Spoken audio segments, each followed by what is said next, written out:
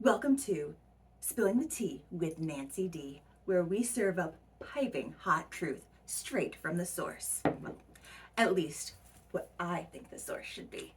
Now, you all know Nancy Drew, right? That perfect little sleuth with her perfect little roadster and her perfect little friends. Well, honey, let me tell you, that squeaky clean image is about to get a serious makeover. You guys know Nancy's best friends, Bess and George, right? Did you know that she had another bestie that she abandoned like a sinking rowboat? That's right, I'm talking about the OG bestie, the one and only Helen Corning Archer. Now, this petite little dark-haired thing was Nancy's ride or die back in the day. We're talking way back in 1930.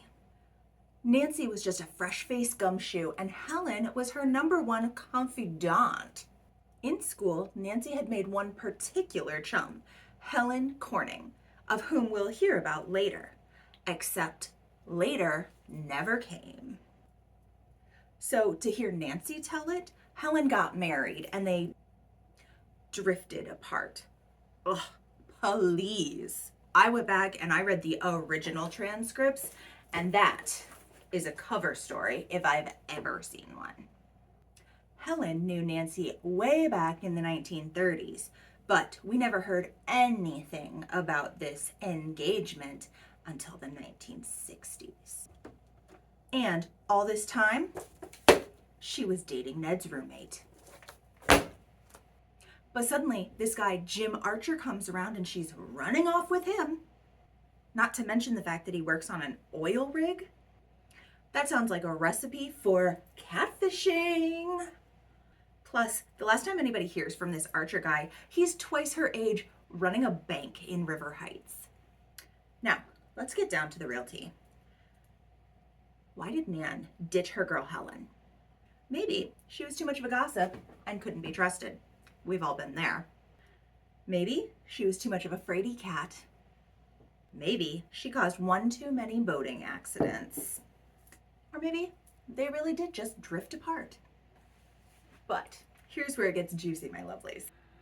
I find it kind of suspicious that Bess and George just show up out of nowhere to go to a ranch with Nancy, and all of a sudden Helen is small potatoes.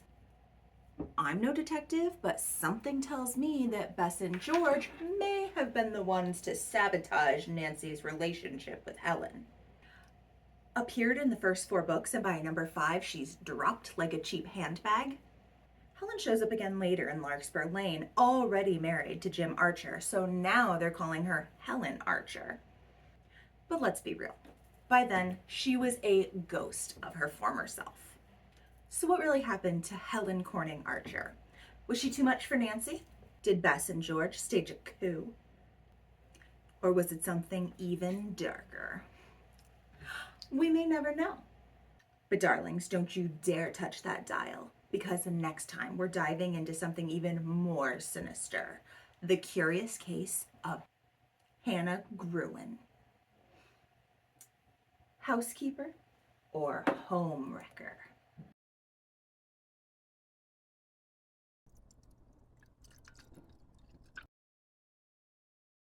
I find it kind of suspicious that Bess and George just show up out of nowhere to go to a Nance with Ranchi.